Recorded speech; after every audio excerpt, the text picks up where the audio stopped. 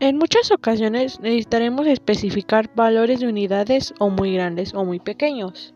Por esta razón es muy común utilizar unos prefijos en las unidades llamados múltiplos y submúltiplos. Estos múltiplos o submúltiplos son potencias de 10 con exponente negativo o positivo y que nos permitirán hacer más fácil la representación del valor. Los múltiplos son deca. Su factor de conversión es 10 elevado a la primera potencia. Hecto. Su factor de conversión es 10 elevado a la segunda potencia. Kilo. Su factor de conversión es 10 elevado a la tercera potencia. Mega. Su factor de conversión es 10 elevado a la sexta potencia. Giga. Su factor de conversión es 10 elevado a la novena potencia. Tera. Su factor de conversión es 10 elevado a la doceava potencia. Peta. Su factor de conversión es 10 elevado a la quinceava potencia. Hexa. Su factor de conversión es 10 elevado a la decimoctava potencia. Celta. Su factor de conversión es 10 elevado a la 21ª potencia. Y por último, iota. Su factor de conversión es 10 elevado a la 24ª potencia. Y los submúltiplos son deci. Y su factor de conversión es 10 elevado a la primera potencia negativa. Centi. Su factor de conversión es 10 elevado a la segunda potencia negativa. Mili. Su factor de conversión es 10 elevado a la tercera potencia negativa. Micro. Su factor de conversión es 10 elevado a la sexta potencia negativa. Nano. Su factor de conversión es 10 elevado a la novena potencia negativa. Pico. Su factor de conversión es 10 elevado a la doceava potencia negativa. Femto. Su factor de conversión es 10 elevado a la quinceava potencia negativa. Ato. Su factor de conversión es 10 elevado a la decimoctava potencia negativa. Septo.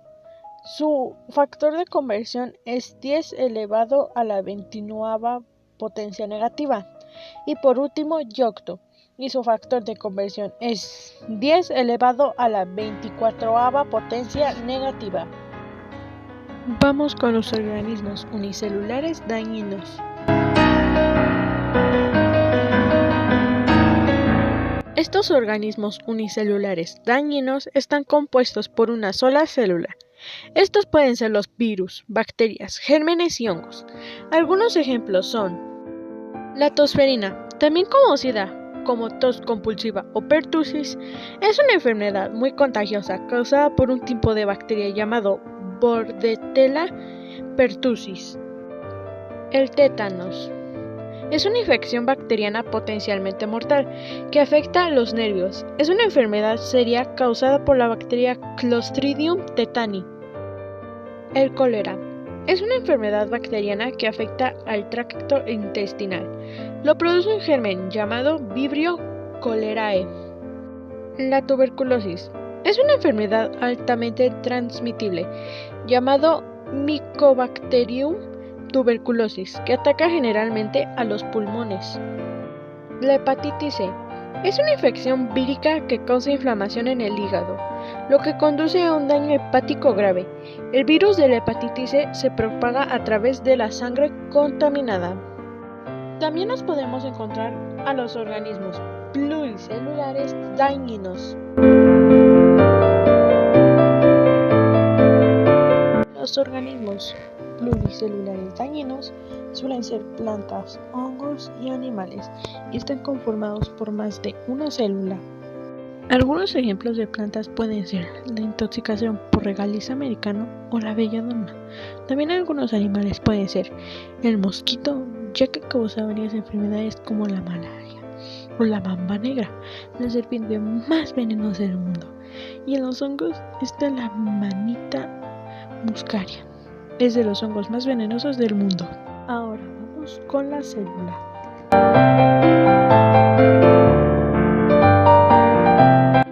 ¿Qué es la célula? Es la unidad más pequeña que puede vivir por sí sola y que forma parte de todos los organismos vivos y los tejidos del cuerpo. Sus partes son núcleo. Su principal función del núcleo celular es controlar la expresión genética y mediar en la replicación del ADN durante el ciclo celular. Envoltura nuclear. Es una doble membrana que sirve para reparar los cromosomas del resto del contenido celular. Nucleolo.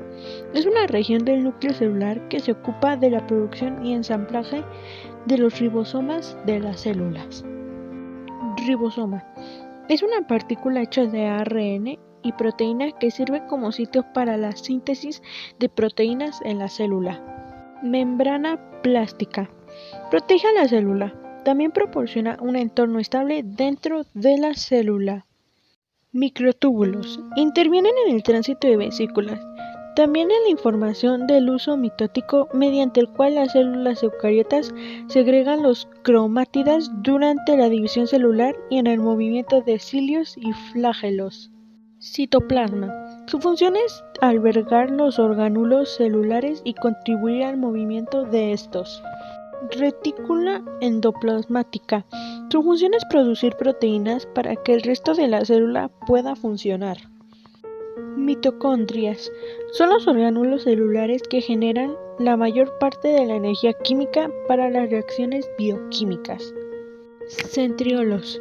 Organizan los microtúbulos y ayudan a determinar las localizaciones del núcleo y de otros orgánulos. Aparato de Golgi.